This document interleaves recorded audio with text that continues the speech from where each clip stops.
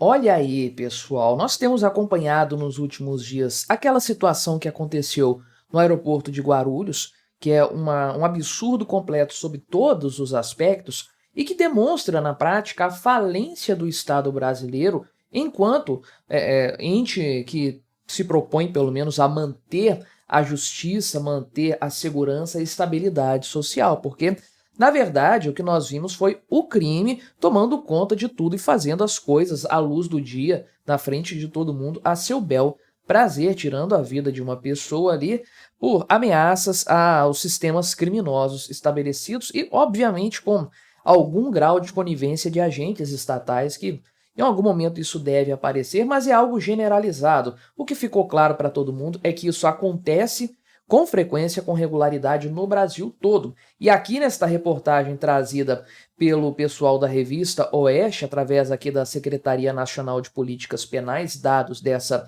Senapen, nós chegamos aqui à conclusão de que existem 88 facções criminosas em atividade no Brasil. É realmente um país entregue à bandidagem, entregue à criminalidade, ao crime organizado, que se torna cada vez mais sofisticado, cada vez mais capilarizado, cada vez mais violento também, a exemplo do que nós já vimos acontecer em outros países, inclusive. A gente meio que sabia que o Brasil seguiria por esse rumo.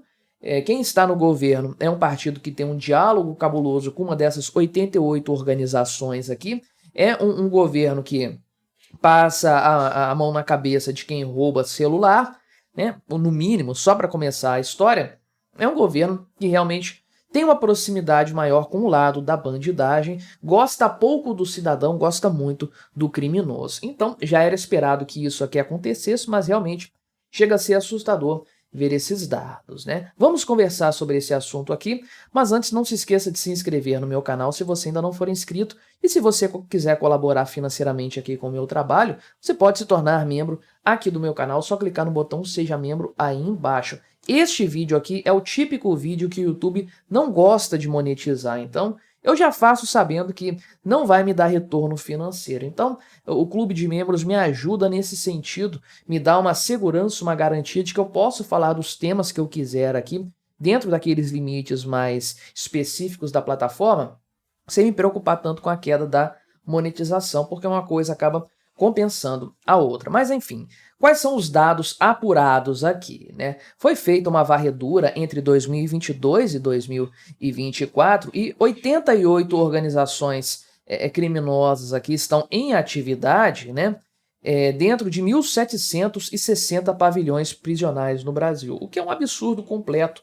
Você para pensar. Supostamente, as penitenciárias são lugares para que os criminosos paguem os seus crimes, paguem os seus pecados. Na visão libertária, isso nem faz muito sentido, porque os crimes deveriam ter compensação para as vítimas, e o que acontece aqui é que não há compensação para quem foi vitimado, para as famílias das vítimas, e na verdade os cidadãos de bem têm que ficar bancando esse pessoal lá na cadeia ou nas penitenciárias. O que esse pessoal fica fazendo lá? O mesmo que eles fazem aqui fora, mexendo com coisas criminosas e comandando o crime aqui na rua, né? Então, sabe-se historicamente que muitas dessas facções, talvez a totalidade delas, começou nas penitenciárias, no sistema prisional brasileiro, porque você tem um monte de indivíduos de alta periculosidade reunidos no mesmo lugar sem fazer absolutamente nada, coçando o dia todo. É claro que eles vão dar um jeito de criar ali um mecanismo, alguma coisa, combinar acordos para depois, saindo novamente para as ruas, cometer os crimes agora com uma base mais sofisticada de apoio de outros amigos, de outros colegas do sistema prisional, né? Então, adivinha só qual região do Brasil, tem a maior quantidade de organizações criminosas, de facções? Pois é, o Nordeste, né? Ah, não é o Sudeste onde nasceram as grandes facções? Não. Isso aí se alastrou para o país todo. Essa é a verdade, né? E o Nordeste lidera isso aí com 46 facções que estão ligadas a essa região de forma geral aí, ou com facções que nasceram nessa região, depois acabaram migrando para outros lugares aí, sendo 21 delas só na Bahia. Pois é, meu amigo, adivinha quem governa a Bahia? Qual partido está no governo da Bahia, realmente, né? Adivinha em quem que os baianos votaram mais? Pois é, né? Olha a situação, mas o Sul também tem uma grande quantidade aqui de facções criminosas, 24 facções, né? Sendo 10 delas no Rio Grande do Sul. Ah, mas e o Sudeste, né? O Sudeste não tem tantas facções? Não tem, porque as duas maiores facções do país cresceram muito no início, antes dessa história de grupos organizados, sofisticados, né, de certa forma sofisticados, se espalhar, se generalizar. Então, os dois maiores grupos, o PCC e o Comando Vermelho, já estavam estabelecidos, um em São Paulo e outro no Rio de Janeiro, que são os estados que correspondem à maior parte da população do Sudeste, né? Então, você tem aí uma concentração nas mãos de uma única organização de muitos pontos, muitos locais, muitas cidades. Por isso que o Sudeste tem um número menor de organizações criminosas, mas em número de bandidos deve ser, provavelmente, proporcionalmente à população, deve ter a maior concentração do Brasil, né? Então, olha só a situação, meu amigo. O PCC, tanto o PCC quanto o Comando Vermelho, estão atuando em 24 estados brasileiros. Isso aqui é partido político, basicamente. Tem no país todo, tem os representantes, tem a hierarquia em cada estado, em cada município de atuação. É partido político isso aqui já, né? Não é à toa que ambos se organizam da mesma forma, né? São todos bandidos, todos criminosos, todos entes parasitários. Mas veja aqui que o pior estado é a Bahia e o segundo pior é Minas Gerais. Porque em Minas Gerais você tem uma quantidade grande de disputas entre facções criminosas e você tem aí, né, 11 grupos criminosos estabelecidos ali no estado de Minas Gerais. Então, realmente, né, tem aqui o ranking dos estados. Meu Espírito Santo tem 3 facções instaladas aqui, mas olha só, São Paulo, né, só tem uma facção. Distrito Federal só tem uma, né, deve ser o PT, imagino, né, a facção criminosa que governa o Distrito Federal.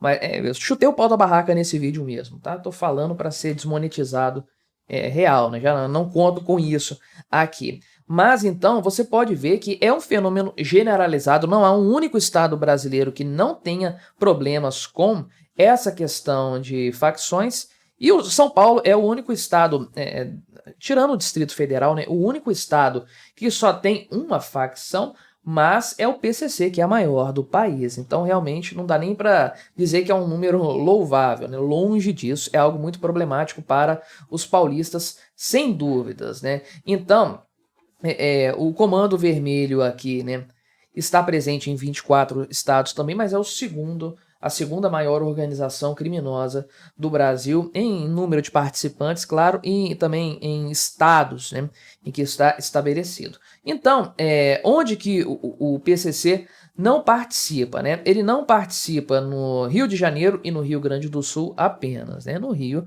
quem está lá é o Comando Vermelho com aquelas facções rivais dali, né? E no Rio Grande do Sul. E o Comando Vermelho não atua aí em São Paulo, por sua vez, e também no Rio Grande do Sul. Não sei exatamente por que eles não chegam lá, né? Não sei se tem um caráter estratégico interessante. A gente sabe que algumas rotas aqui são mais importantes, por exemplo, para o PCC. Essa rota que vem aqui da Bolívia, do Paraguai, é importante para eles porque é de onde vem o pó, né? De onde vem a droga que eles traficam. E, claro, os portos aqui de São Paulo, especialmente o Porto de Santos, é muito relevante nesse sentido aí também para a exportação, que é um dos negócios mais lucrativos dessa organização. Mas, mesmo considerando organizações maiores ou menores, é uma coisa absurda. Isso aqui parece o mapa dos cartéis do México. Você já viu isso também?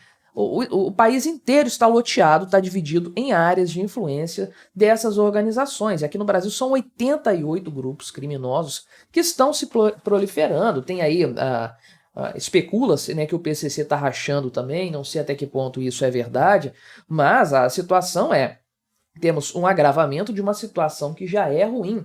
E a gente tem que colocar na conta dessa piora da segurança pública no Brasil a atuação do Estado, especialmente de políticos de esquerda. Não é isso lá no Rio de Janeiro? As facções não nasceram sendo gestadas nos braços de um governo de esquerda, isso acontece também em outras partes do Brasil e no Brasil como um todo. E há essa sensação, certamente você tem essa sensação também, de que no governo Bolsonaro as facções não estavam tão atrevidas como elas estão agora. Olha o tipo de coisa que está acontecendo. Lembre-se, foi só o Lula assumir o mandato que a gente teve problemas com facções em vários estados, inclusive no Rio Grande do Norte aqui, governado também por uma petista, onde tem ali a FDN, se eu não me engano, né, que realmente tocou o terror ali naquele estado. Então não dá para desvincular o crescimento dessas organizações da ação fracassada do Estado enquanto agente disposto, supostamente, né, a manter a segurança pública. E também não dá para desconsiderar a leniência de governos de esquerda com esse fenômeno, né? Na verdade, às vezes, né, dá até para imaginar que é algo pensado, algo desejado, transformar o país realmente um loteamento de organizações criminosas, porque isso fortalece a esquerda de alguma forma. Mas me diga aí o que você achou da minha análise, colabore com o nosso debate, se inscreva no meu canal se você ainda não for inscrito e até a próxima.